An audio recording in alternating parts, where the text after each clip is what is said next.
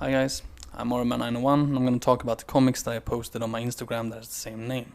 Now this is week 12 and I'm going to start with Doom 2099 issue 17 from 1994. Now this basically tells the story of how Doom was kidnapped or at least captured by this creature called Radian. Now this creature is very unknown, very mysterious and very powerful. And eventually though we are coming to realization that he is in fact an alien, a very powerful alien, and apparently there's going to be some sort of invasion or something with his species that basically arrives on Earth. So more on that in the next issue, I believe. Next up we have Catman, who is one of the Ani-Men, kind of a group of animal-like characters, and the first one was called Townsend Horgan, and the second one was called Sebastian Patain. Both of them were killed in New York. First one was killed by an explosion of a bomb set off by the Spy Master. This is the first Spy Master. The second one was electrocuted by Deathstalker. So yeah, not really big characters, and yeah. Moving on now to X-Men 18 from 1966. This one continues from the previous issue where Magneto had attacked the X-Men and basically sent them off into the atmosphere in a steel gondola. All X-Men except Iceman, who was now still in critical condition after a previous fight with the Sentinels. Also, Angel's parents were visiting the X-Mansion, and Magneto basically just took them in and kind of put them into a suspended animation kind of thing. He was also trying to create these slaves, powerful slaves that they're going to use to, take over the world, whatever.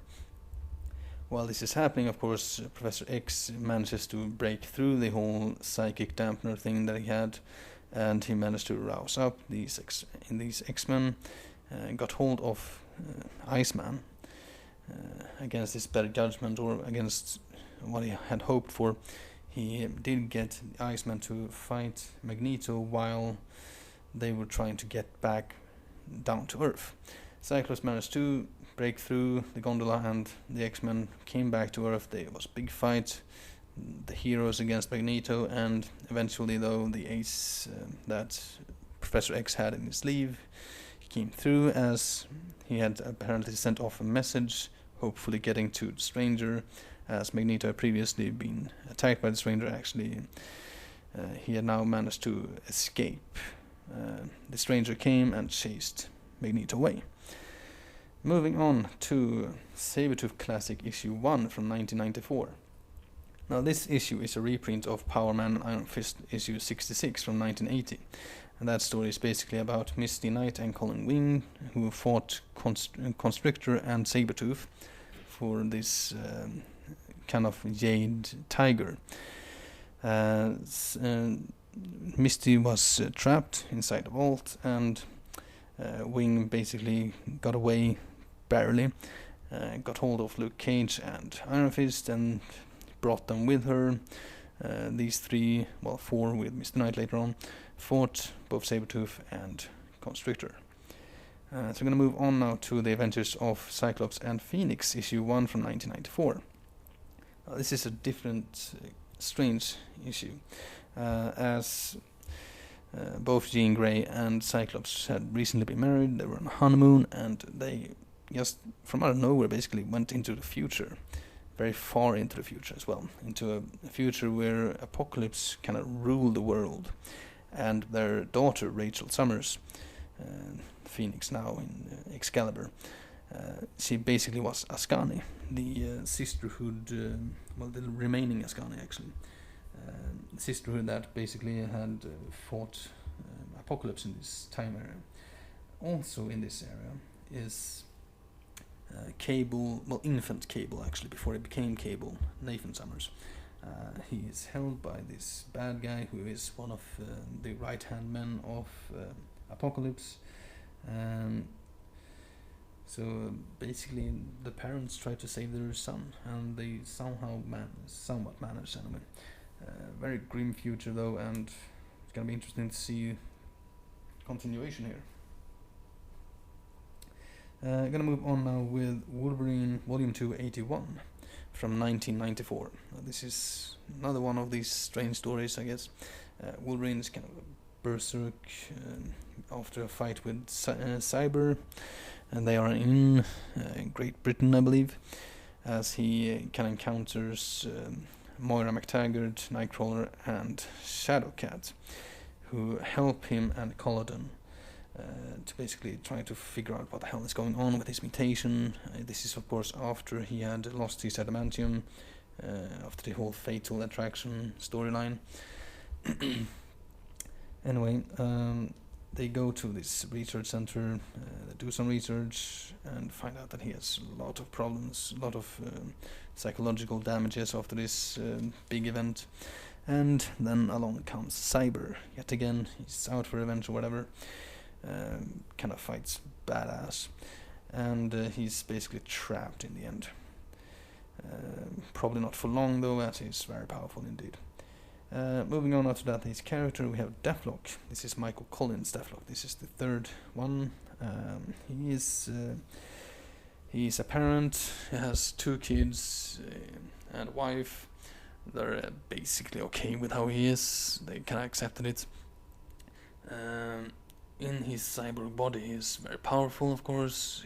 He usually uses the computer to kind of maneuver how he's gonna fight. He's a great programmer, actually, computer programmer before this. And he even actually worked alongside Silver Sable, I believe. He was born in Philadelphia, Pennsylvania, and actually I just finished his 2nd volume. So check that one out. Moving on now with Sergeant Fury and his Howling Commandos, issue 3 from 1963. So this is, like, it seems to be, at least in the beginning of these issues, it's very basically just about the war, and about, in this issue at least, how the Nazis seems to be 1 step ahead of all of them at every turn, which is getting very, very tiresome and very suspicious. So Fury basically figures out that they have a mole, apparently a Nazi mole who was called Hans Smith, I believe, who basically sent all the information he could to the Nazis. They did find him out and stop him. Moving on now with X-Men 2099 issue 8. So basically 2 stories here. The X-Men 2099, with Xi'an and all them, and they basically are having some talks with Freak Show, with Mama Hurricane. While this is happening, Crystalline is met up with 10 eagles to investigate a strange sighting of a winged character, probably a mutant, and they actually encounter a different X-Men team led by this guy called Sao. So more on this in the next issue. Moving on now with X-Factor 102 from 1994. So in the previous issues, Random had been, when he actually was introduced, he had been hired to take down Polaris. Here we finally find out who actually had hired him and why. So apparently this guy from covert operation kind of bit for the government had basically hired Random to take her out because of his own reasons, possibly. Anyway, they do confront him, Forge, Polaris, and Random, and he has 2 of the old Freedom Force characters with him, Avalanche and Crimson. Commando. He was previously Crimson Commando. Anyway, there's a big fight between them, and eventually, though, this boss guy, he kills himself, and another boss of their rank basically comes along and says this was all him. We never said this was going to happen. We wanted to work with you and all that. Apparently has some tie-in with Fatal Attraction again, with the whole Magneto thing, and as she has the similar kind of powers that Magneto has. So yeah, that's basically it.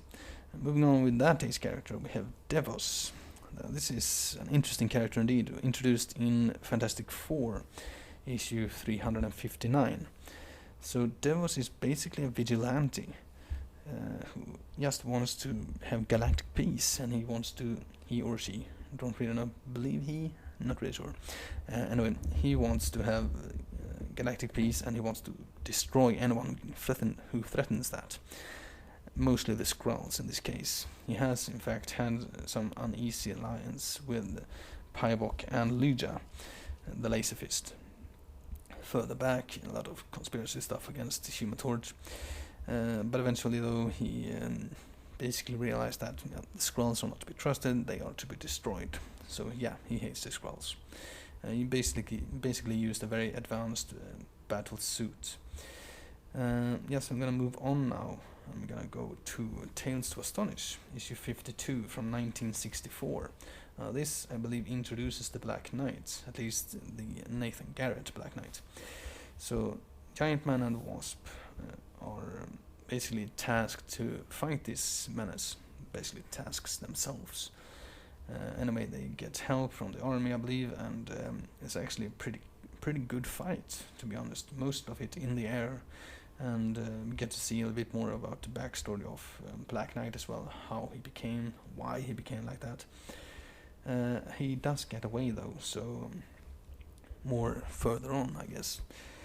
Moving on now with War Machine issue 2 from 1994. This is completely continuing the previous issue, where War Machine was going to some sort of nation, not really sure which nation actually, to save his friend, or somewhat friend, Setawayo. Apparently some kind of freedom speech kind of guy. Anyway, he goes to one of the borders-ish and finds Deathlok and Cable. Not really sure why they're there. There's a big fight. He kind of tries to cool everything down because, well, they're probably there for the same reason.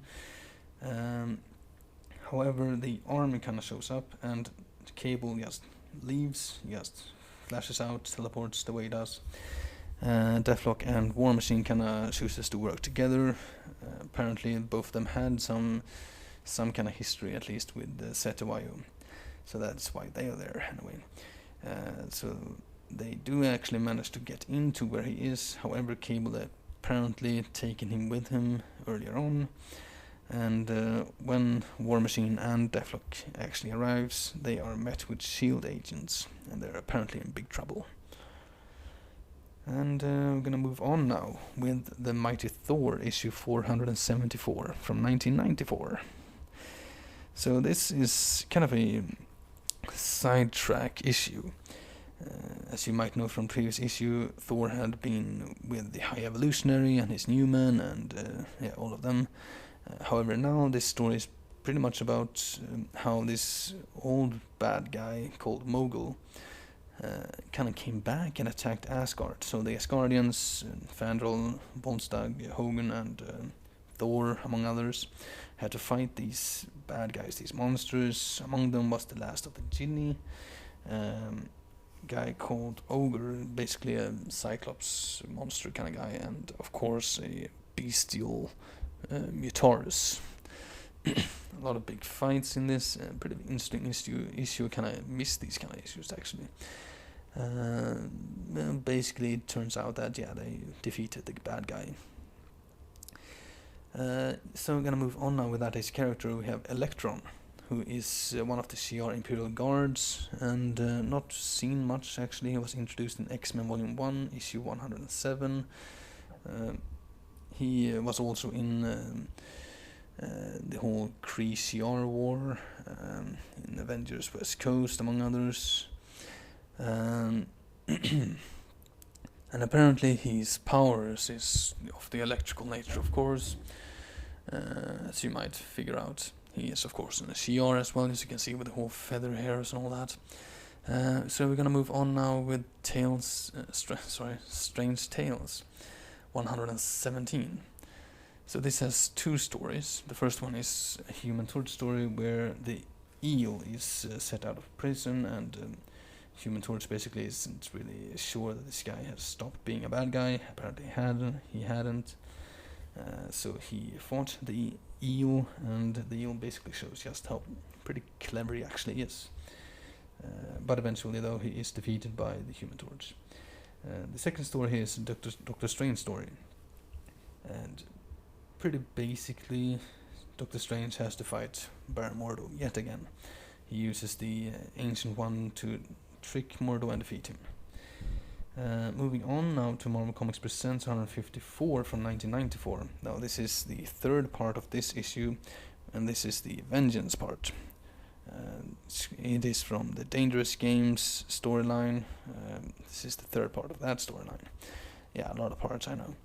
Anyway, it continues from the previous issue where Vengeance had fought the Big Game Posse, sorry, and they attacked him yet again, but this time they had a different kind of weapon, the Exorcist actually, which Frank Drake had. They got that weapon from Sam Buchanan in the previous issue. Now, Annex is of course also trapped still by these guys, and apparently they use this weapon to damn near defeat Vengeance. Pretty cool actually. Moving on now with Nova, Volume 2, Issue 5 from 1994. So this issue reintroduces an old supervillain of Nova, the Condor. So the Condor previously had fought Sphinx, who had basically just easily turned him into a Condor. And so he basically had to live his life as a Condor, and he managed to get to a certain island where Bird Brain or Bird Boy or whatever his name was from the New Mutants actually had this kind of machine that the animator, I remember, had used to change animals into human-esque characters. So he got Bird Brain to use this on him, and he became semi-Condor-ish, human-ish. So he kind of out for vengeance, so he goes after Nova, of course. He kidnaps his girlfriend, and there's a big fight between these two. Condor is pretty badass actually in this one, and he accidentally kind of kills Nova's girlfriend. However, he kind of turns his head around here, and he actually has to help Nova to save her, using CPR to resuscitate her. This incident kind of changes his mindset, and he goes from being a bad guy into a semi-bad guy, maybe, kind of guy. Anyway, he feels like he has a bit more of a goal now, anyway. So, moving on now with Punisher, Warzone, issue 27 from 1994. So this is the second part of Pariah.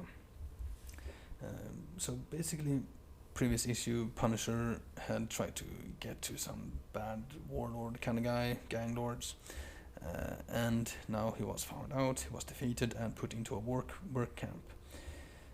So he pretty much has to go savage in this, and he kind of doesn't really see any way out of it. While this is happening, of course, Microchip realizes something is wrong. He hasn't heard from Frank in a while. So he gets in contact with someone who was somehow some-ish friend of Castle, this guy called Ice. We've seen him in previous issues of Punisher before. Don't really remember which one of the Punisher comics, but yeah. They kind of agree to work together, and kind of ends with Punisher has to basically fight in an almost impossible fight against 3 other characters here. So, of course, it will continue in the next issue. Moving on now to one of the more obscure issues. Here we have Northstar, issue 2 from 1994. So, here basically Northstar's friend was kidnapped by Arcade, and apparently Arcade had been hired by someone else to do for this, but actually I kind of like the fact that we can see more of Arcade's brilliance here. Not just a murder world, but actually other things. Androids and such. He even has a miniature tank that he uses. We also get to see more into Northstar's past, how he and his friend actually were fairly close before he had come out as a mutant and all that. But yeah, he does manage to save her, just barely though, but it will eventually take him to Russia, however. as Arcade is there, and apparently there's some kind of connection there. Anyway, moving on with Foolkiller. Now, this is a very interesting character. He basically just hell hates fools and wants to kill them. So there has been 3 Foolkillers. The first one was Ross G. Everbest. He died. He actually died in Man-Thing's swamps. In the Everglades, he was accidentally killed when a glass tank shattered and a piece flew into his heart. And that's pretty nice.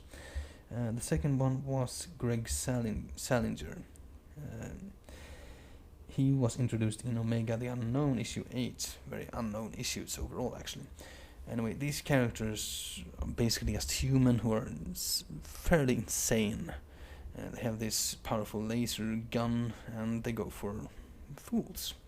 The third Foolkiller actually had his own comics, and the Foolkiller issues from 1990. He's called Kurt Gerhardt, and he was more of a domino-based character. I mean, he looks very different from the other Foolkillers. But, yeah.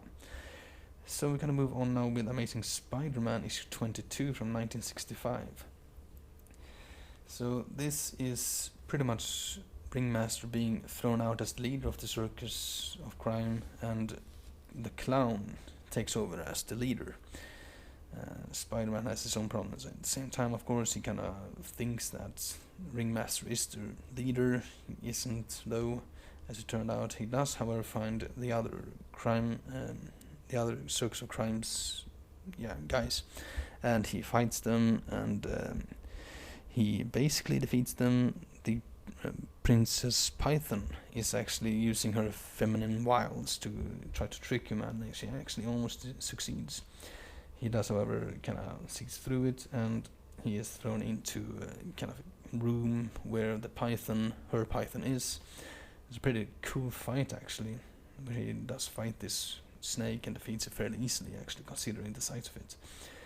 And basically ends where Ringmaster kind of gets trapped in his own device, kind of thing. So we're gonna move on now with Marvel Comics Presents 154. This is the last part of this issue. This is from 1994. This is the Moon Knight part, and the last part of that part, which is Hung Jury.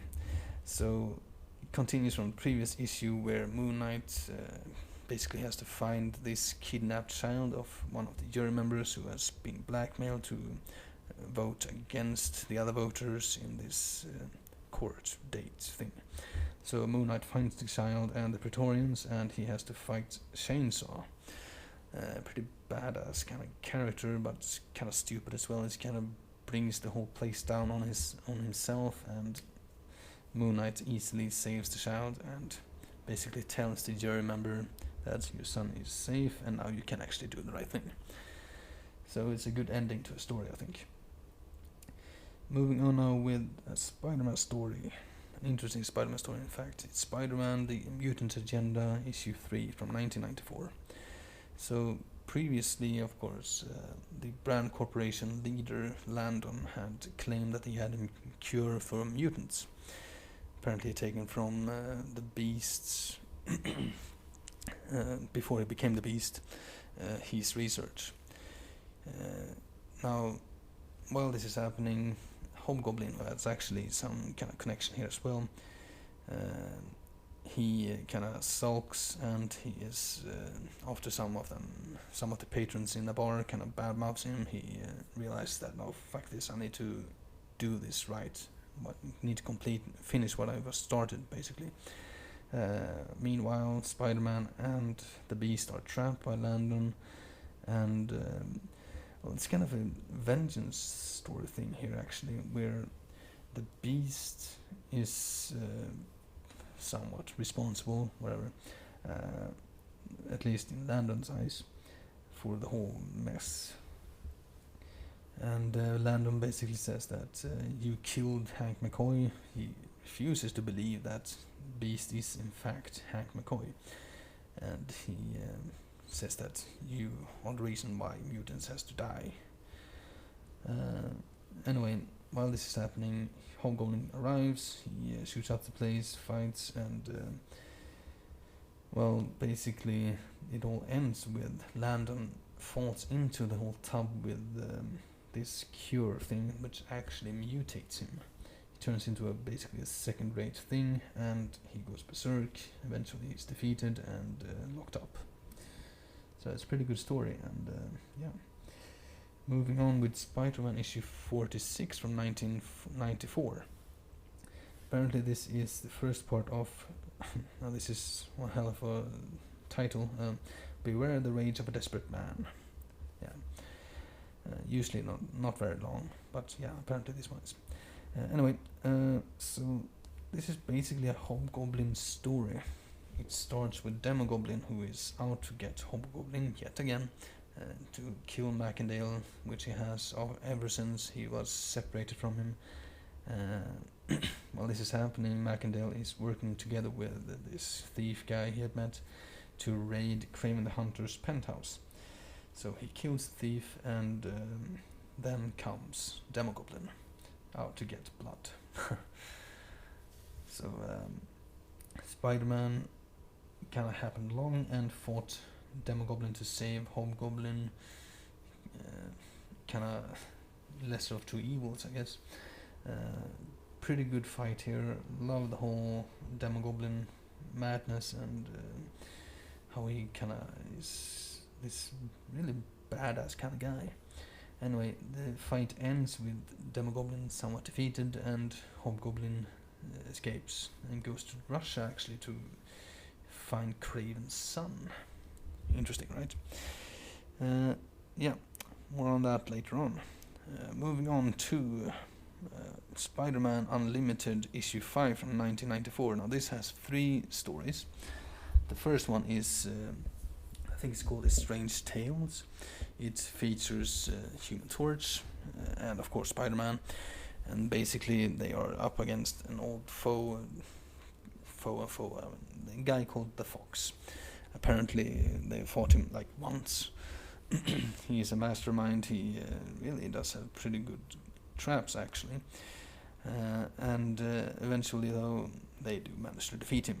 Kind of jokes around about it as well, and so he's really pissed off that he's so much more than they are, yet he can't defeat them. Anyway, the second story is called Look Who's Back. So this is basically about this wannabe superhero guy called Bobster. Spider-Man is fighting these guys called Free Access Gang, who apparently had stolen some nuclear triggers.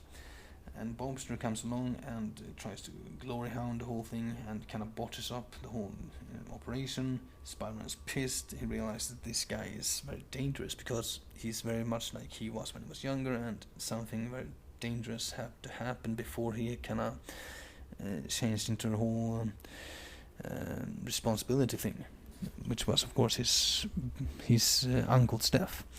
He doesn't want something like that to happen to Bobster, of course, or anyone else, and the whole story actually ends where Bobster accidentally kind of knocks out a child through a window, and Spider-Man just barely managed to save the child. Of course, Bobster just kind of laughs it off. So kind of, what the hell, right? Anyway, the third part here is called Street Justice, which is it features the ex-Spider Kid called Ollie Osnick, now calls himself a lot of S's there, Steel Spider. So basically his girlfriend called Jane, she's hurt by some gangsters, and Steel Spider wants revenge, so he gets it in a pretty nice way actually, kind of raw way. He's come very long way after the whole Spider Kid thing. Anyway, we're gonna move on now to What If. This is volume 2, issue 61 from 1994. Now this is called What If Spider-Man's Parents Destroyed His Family. So to know what this is about, you need to read the Pursuit storyline, which is pretty much just about his parents had come back several issues prior.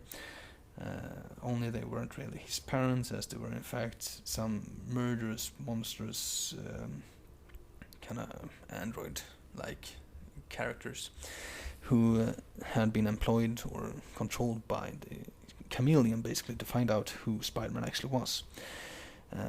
Here, however, except in the whole pursuit thing, they are killed. They are basically stopped. Yeah. Here, however, they kill Mary Jane and May, and Spider-Man just goes nuts. He is actually also getting set up. He's believed to have killed his wife and relative. He's exposed to who he actually is, and he goes berserk. He kills Chameleon. He has to find these guys. He loses everything that was Peter Parker before. He's just a mad Spider-Man right now.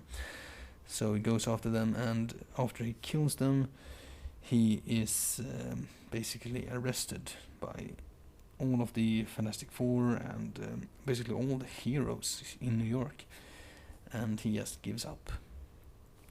It's a pretty sad story, pretty gnarly one at that. So yeah, so we're gonna move on now. We have Green Goblin as this character, this day's character. Sorry, the Green Goblin, as you might know, is probably Spider-Man's greatest villain.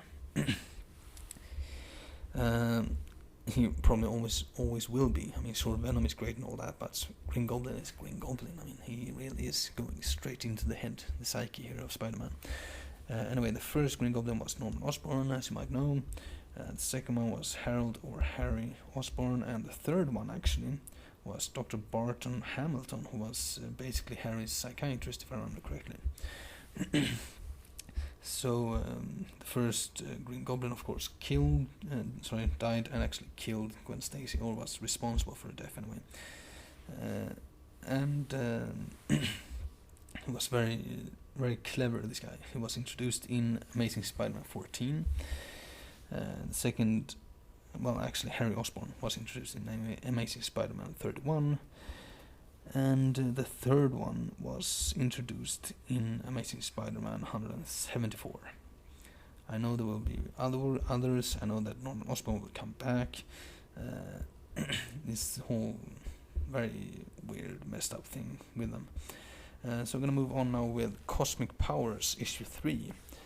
So if you read Cosmic Powers before, it's basically about Thanos wanting to get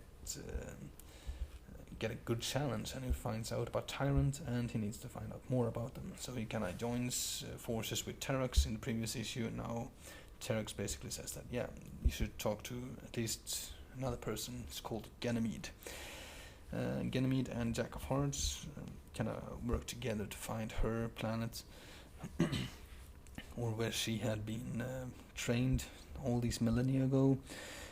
So they go in there, basically fights this kind of guardian robot, and then she finds out that her whole civilization is basically dead. She's the last of the sisterhood, of the spinsters, I believe they call themselves. Anyway, Terrax and Thanos arrive to the planet, the moon or whatever it was, and basically fight. Now, Jack of Hearts is beaten bad by Thanos. He's basically just, this is an ant, basically step on him, he means nothing. While Ganymede is defeated by Thanos as well, and just a slap in the back, basically. Not just a slap, but you know what I mean. And she is then taken away. So in his last thoughts, Jack of Hearts basically sends out an SOS, which reads his legacy, which will be in the next issue. Moving on now to Silver Surfer, Volume 3, 92. This is from 1994. So in this issue, Silver Surfer basically remembers back to a time where there was war on Sendla, his home planet. He and Shalabal were basically fighting this warlord and her people who were against the technology, while he, of course, was for the technology.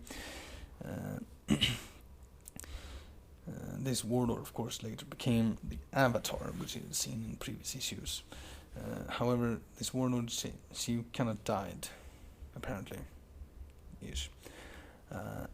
She died, and actually by her own recklessness.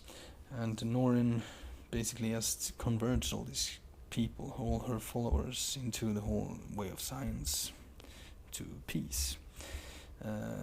She comes to this Fantascape, I think it's called. And it's kind of a therapy thing. Anyway, she rips off the whole VR thing, and she fights Silver Surfer, a big fight. He managed to defeat her and put her into the whole Fantascape as well. And she basically has a happy ending-ish. Probably not, she probably will get off eventually, but yeah, pretty nice way of ending it. So we're moving on to the Shroud, issue 3 from 1994. This issue is basically about, well, it continues from the previous issue where he is against some assassins of Kali, this evil cult thing that he actually was brought up in. Anyway, he defeats them easily using his very special techniques. He goes back to the whole thing that he was starting earlier on with the whole King thing, and meets Mrs. King, who apparently was a CIA agent who was working undercover as this crime lord's wife. She basically explains how she got into this, and so we're gonna move on from that scene here, and we actually go to Scorpion, who was a captive of Shroud and his people. Scorpion managed to escape. Pretty bad fight, actually. Pretty badass. He escapes and gets back to his employers. Or employees. No, sorry, employers. Anyway, later on, Shroud is back on the whole fighting these bad guys, this second bad guy, not King, but don't really remember his name. Anyway, he encounters Scorpion and this assassin called Kali, maybe. She's pretty badass, very Electra-esque. She defeats Shroud, of course. Yeah, more on that in the last issue on this comic. That day's character was Giant Man, otherwise known as Bill Foster. I know he was in the MCU movie called Ant-Man and the Wasp. Don't really think it did justice though, but still he was there, so that's kind of fun. He is it's pretty much the whole Pym thing going on here. You can change size and all that. His real name is William Barrett Foster, and he's also been known as Black Goliath. He is a biochemist and an adventurer, apparently. So yeah, he has some ties to the Avengers. Apparently has some PhD in biochemistry. So yeah, he was actually introduced in Avengers issue 32. So moving on to the last entry here, which is Warlock and the Infinity Watch issue 28 from 1994. So this continues the previous issue as well, where the Avengers had fought the Infinity Watch, and they had actually been forced to do so by this guy called Senator Munson. Warlock basically talks them down eventually, and they agree that him, Captain America, and Vision is supposed to go to the UN to talk this out. They go there, and Warlock realizes at once that this Munson guy, is not, in fact, who he seems to be. Before he actually reveals who he is, he explains that the Mole Man has given them permission, but to use his isle, his monster isle, as their place. This is completely his decision. He has all the rights, and they want to actually represent the monster isle.